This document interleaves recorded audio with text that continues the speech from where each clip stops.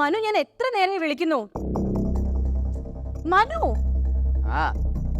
മനു എന്നും ഈ ജോലിക്ക് പോവാന്ന് പറഞ്ഞ എങ്ങോട്ടേക്ക് പോയിക്കൊണ്ടിരുന്നേ? ഓ, ആ ജോലിയൊന്നും എനിക്ക് ശരിയാവില്ല, അത് വിട്ടെ.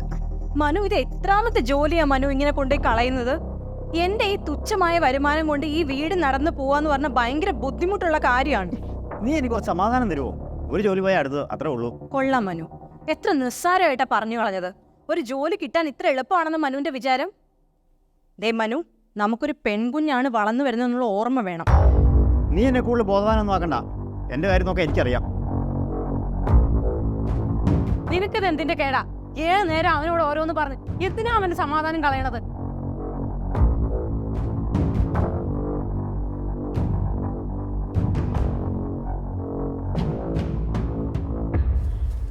അമ്മേ അമ്മേ, എന്താ മോളെ?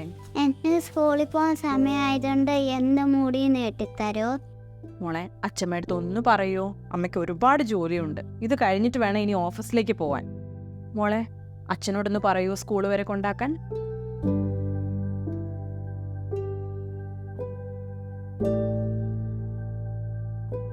സൂക്ഷിച്ചിറങ്ങേ.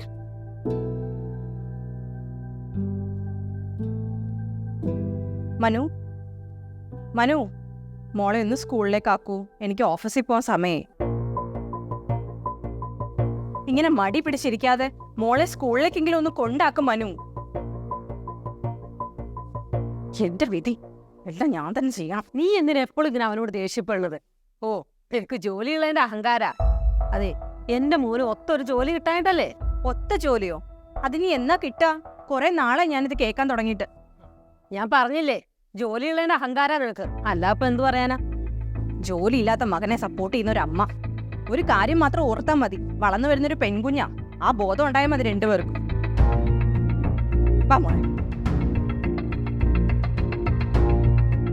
പോയോ? പറഞ്ഞെഴുതിക്കേ.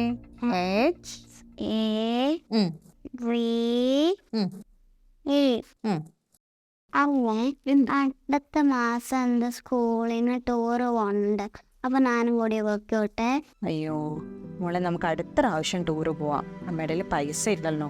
എന്റെ ഫ്രണ്ട്സ് എല്ലാരും പോണുണ്ട്. അച്ഛൻ്റെ കൂടെ ഒന്ന് സഹിക്കോ? മോളെ, അച്ഛൻ്റെ കയ്യിൽ എവിടെന്നാ? അച്ഛൻ ഒരുപാട് നാളായില്ലേ ജോലിക്ക് പോയിട്ട്. മോൾ ഇത്തവണ ക്ഷമിക്കേ. നമുക്ക് അടുത്ത പ്രാവശ്യം അമ്മ പൈസ തന്ന് നമുക്ക് ടൂർ പോകും. വിഷമിക്കണ്ട കേട്ടോ.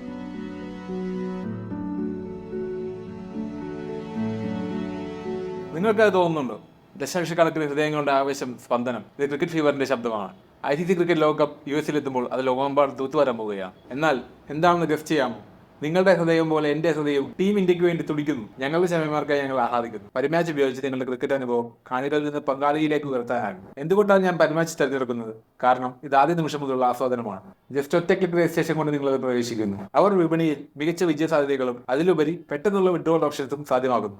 പരിമത്സരം ഏറ്റവും മികച്ചതാണ്. 30 വർഷത്തെ വിശ്വാസം അത് തെളിയിക്കുന്നു. പരിമാച്ച് അംബാസഡർമാരായ പൂരന്റെയും കാജലിന്റെയും ചില എക്സ്ക്ലൂസീവുകൾ ഇതാ. നിങ്ങൾക്ക് 3 മോട്ടോർ ബൈക്കുകളും 8 ലക്ഷം രൂപ ഗ്യാരണ്ടി നേടാനുള്ള അവസരമുണ്ട്. ഇത് വളരെ ഈസിയാണ്. നിങ്ങൾ നിങ്ങളുടെ വ്യക്തികൾ സ്ഥാപിച്ച് ഈ അത്ഭുതകരമായ അവസരത്തിൽ പങ്കുചേരുക. ഓരോ പുതിയ ഉപഭോക്താവിനും 50,000 വരെ 450% വെൽക്കം ബോണസ്. ഈ അത്ഭുതകരമായ ഓഫർ നിങ്ങൾ ഒരിക്കലും നഷ്ടപ്പെടുത്തരുത്. ഇന്ന് തന്നെ പരിമാച്ചിൽ ചെയ്തു ഈ ലോകകപ്പ് അവിസ്മരണീയമാക്കാം. പിങ്ക് ചെയ്ത കമന്റിൽ രജിസ്ട്രേഷൻ ലിങ്ക് കൊടുത്തിട്ടുണ്ട്. നമുക്ക് ക്രിക്കറ്റിന്റെ മാത്രം ഇന്ത്യയിലേക്ക് തിരികെ കൊണ്ടുവരാം.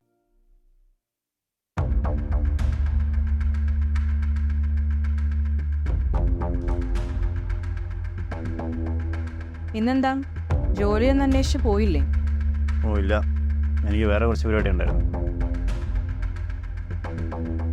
നിന്റെ മോഹം എന്താ വല്ലാണ്ടിരിക്കുന്നത്? മാളുവിന്റെ സ്കൂളിൽ നിന്ന് ടൂർ പോകുന്നുണ്ട്. ഞാൻ പോകണ്ടെന്ന് പറഞ്ഞു. അതുകൊണ്ട് അവളോട് വിഷമിച്ചിരിക്കുക. അതിനാ നീ പോകണ്ടെന്ന് പറഞ്ഞേ? അവള് പോട്ടെന്ന്.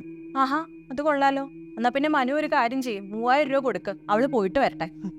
ജോലി കൂലിയാത്ത എൻ്റെ കയ്യിൽ ഈ കാശ്. അപ്പൊ എൻ്റെ ഉണ്ടല്ലോ, ഞാൻ കൊടുക്കാത്തായിരിക്കും അല്ലേ? അതെ, നാളെ ഇലക്ട്രിസിറ്റി ഓഫീസിൽ നിന്ന് ആള് വരും ഫ്യൂസ് ഊരാൻ. കറണ്ട് ബില്ല് ഇതുവരെ അടച്ചിട്ടില്ല. ഇതാ ഞാൻ നിന്റെ അടുത്തോട്ട് പോലും വരത്തെ. ഉമ്മ അതും ഇതും പറഞ്ഞു ഒരു അതെ, ഒന്ന് നിന്നേ. മനു ഇങ്ങനെ എല്ലാത്തിൽ നിന്ന് ഒളിച്ചോടി എത്ര നാൾ ജീവിക്കും? ഇവിടെ ഓരോ കാര്യങ്ങൾ തള്ളി നീക്കാൻ പെടുന്ന പാട് എനിക്കേ അറിയുള്ളൂ.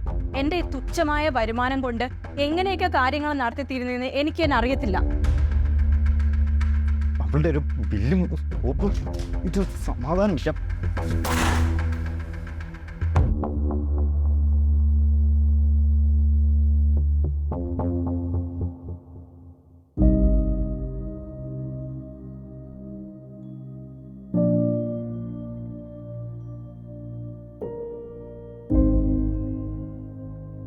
എൻ്റെ മോളുടെ അസുഖമൊക്കെ മാറും കേട്ടോ. നമുക്ക് ഹോസ്പിറ്റലിൽ പോവാണേ.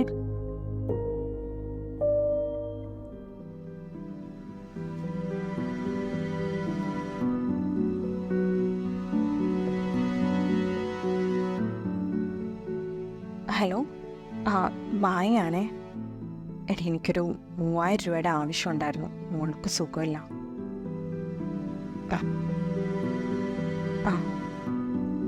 ശരി.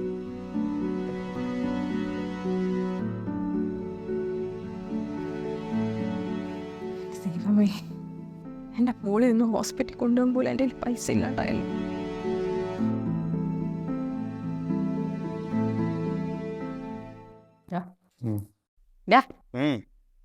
അതെ, നീ ഒരു കാര്യം ചെയ്യും, നീ ഒരു ബിസിനസ് തുടങ്ങും.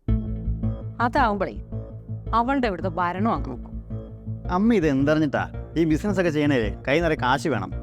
1 രൂപ പോലും എടുക്കില്ലാത്ത ഞാൻ എന്നെ അടുത്ത് ബിസിനസ് ചെയ്യാനും. നീ തൽക്കാലത്തേക്ക് അവിടെ സ്വർണ്ണം അങ്ങ് ചോദിക്കേ.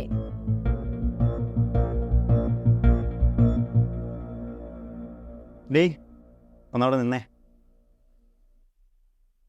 ഞാനൊരു ബിസിനസ് തുടങ്ങിയാലോന്ന് ആലോചിക്കുക. ബിസിനസ്സോ?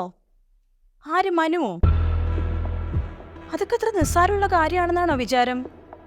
കൂടാതെ അതിനൊക്കെ ഒരുപാട് പൈസയൊക്കെ വേണ്ടി വരും. അതെന്താടി അവന് ബിസിനസ് ചെയ്താ? തൽക്കാലത്തേക്ക് നീ നിന്നെ സ്വർണ്ണമൊക്കെ അവന് കൊടുക്ക്, അല്ലാതെ വേറെ വഴിയൊന്നുമില്ല. ആ, കൊള്ളാം. കൃത്യമായി ജോലിക്ക് പോകുന്ന അമ്മയുടെ മോനാണല്ലോ ബിസിനസ് നോക്കാൻ പോകുന്നത്. ആദ്യം മര്യാദയ്ക്ക് ജോലിക്ക് പോകാൻ നോക്കാം, പിന്നെ നോക്കാം ബിസിനസ്. അല്ലാതെ പിന്നെ ആരാ അവനെ സഹായിക്കാനുള്ളത്? അവിടെ ഒരു കുഞ്ഞ് വയ്യാണ്ട് കിടപ്പുണ്ട്. അതിനെ ഹോസ്പിറ്റലിൽ കൊണ്ടുപോകാൻ പോലും എൻ്റെ കയ്യിൽ പൈസ ഇല്ല. അതെങ്ങനെയാ? അതൊക്കെ ഇവിടെ ആർക്കെങ്കിലും അറിയണോ?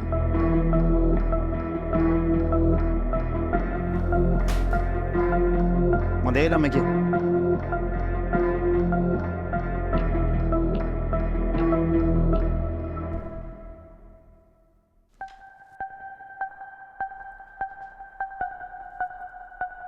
അച്ഛനും മോളെ ഉറങ്ങുക. ഡോക്ടർ എന്ത് പറഞ്ഞു? ഡോക്ടർ 5 ദിവസത്തേക്കുള്ള മെഡിസിൻ തന്നിട്ടുണ്ട്.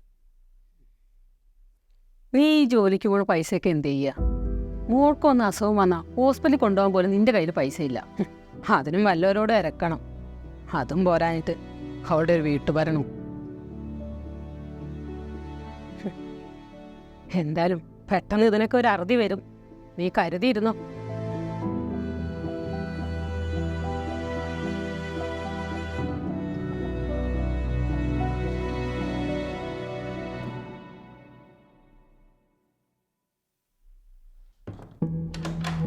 ഓ, ജോലിക്കാരി വന്നോ? നീ സഹായിച്ചില്ലെങ്കിലേ എൻ്റെ മോൻ രക്ഷപ്പെടാനുള്ള വഴിയൊക്കെ ദൈവം അവന് കാണിച്ചു കൊടുത്തിട്ടുണ്ട്. അമ്മ എന്തേ പറയണേ? അവളുടെ ഒരു സ്വർണം. എൻ്റെ മോൻ രക്ഷപ്പെടുന്നതേ നിനക്ക് സഹിക്കില്ല. അതല്ലേ നീ അവന് നിന്റെ സ്വർണം കൊടുക്കാഞ്ഞത്. എൻ്റെ മോനെ വലിയൊരു ബിസിനസ്സുകാരനാവും. നീ അത് കണ്ടോ? അപ്പം നിനക്ക് മനസ്സിലാവും എൻ്റെ മോൻ ആരാണ്.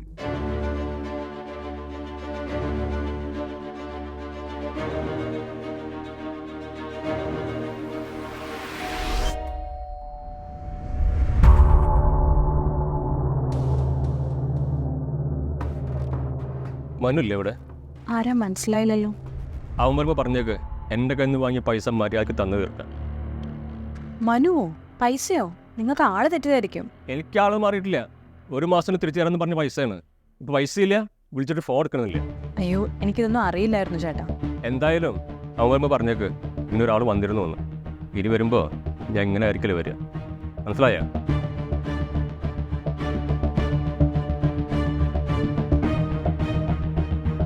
ആരാ അയാള്? പൈസയുടെ കാര്യമൊക്കെ പറയുന്ന കേട്ടല്ലോ. മോൻ വരുമ്പോ ചോദിച്ചു നോക്ക്, ഇതുപോലെ എത്ര ആൾക്കാരുടെ കയ്യിൽ നിന്ന് പൈസ വാങ്ങിച്ചിട്ടുണ്ടെന്ന്. അവനെന്തിനാ കുറ്റം പറയണത്? അവൻ ചോദിച്ചപ്പോഴേ നീ നിന്റെ സ്വർണം കൊടുക്കുകയായിരുന്നെങ്കിലേ അവനിങ്ങനെ എല്ലാവരോടും പൈസ കടം മേടിക്കത്തില്ലായിരുന്നല്ലോ. അമ്മയും കൊള്ളാം, മോനും കൊള്ളാം.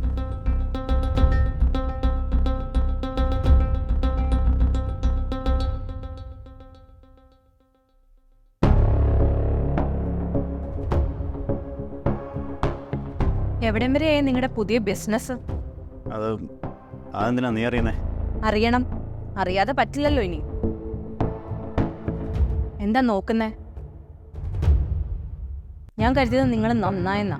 പക്ഷെ ഈ ജന്മത്ത് നിങ്ങളെ കൊണ്ട് ഈ കുടുംബം നല്ല രീതിയിൽ മുന്നോട്ട് കൊണ്ടുപോകാൻ പറ്റുമെന്ന് എനിക്ക് തോന്നുന്നില്ല. നീ എന്ത് പറയാൻ പറയുന്നേ? നിനക്ക് ബോധമൊന്നുമില്ലേ? ബോധമില്ലാത്ത എനിക്കല്ല, നിങ്ങൾക്കാ. നിങ്ങളെ കടം വാങ്ങിച്ച ആൾക്കാരെ ഇവിടെ ഓരോരുത്തരെ വന്നു തുടങ്ങി. നിങ്ങൾ കാട്ടിക്കൂടുന്ന ഓരോ കാര്യങ്ങൾക്ക് മറുപടി പറയേണ്ട ഞാനാ. എന്താ നിങ്ങളുടെ നാവിറങ്ങിപ്പോയോ?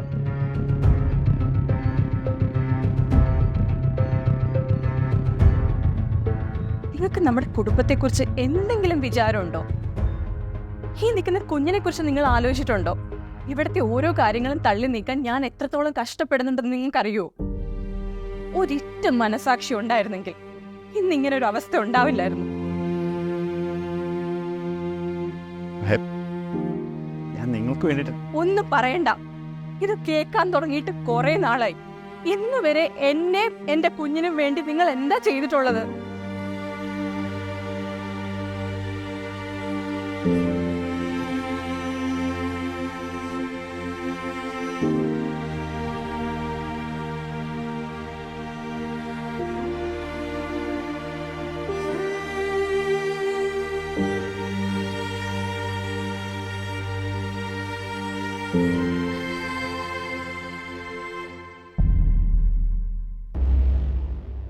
എന്നാ ഇതുകൊണ്ട് വിൽക്കുകയോ പണയം വെക്കുകയോ എന്താണെന്ന് വെച്ചാൽ ചെയ്യേ. ഇത്രയും നാളത്തെ കഷ്ടപ്പാടിന്റെ വിയർപ്പുണ്ട് ഇതില്. ഞാൻ വേണ്ട, ഒന്നും പറയണ്ട. ഇനിയെങ്കിലും ഒരു ജോലി ചെയ്ത് സമ്പാദിക്കാൻ നോക്ക്. എന്നെ ഓർക്കണ്ട. ഈ നിൽക്കുന്ന കുഞ്ഞിനെങ്കിലും ഓർത്ത് നിങ്ങളൊന്ന് നന്നാവ്.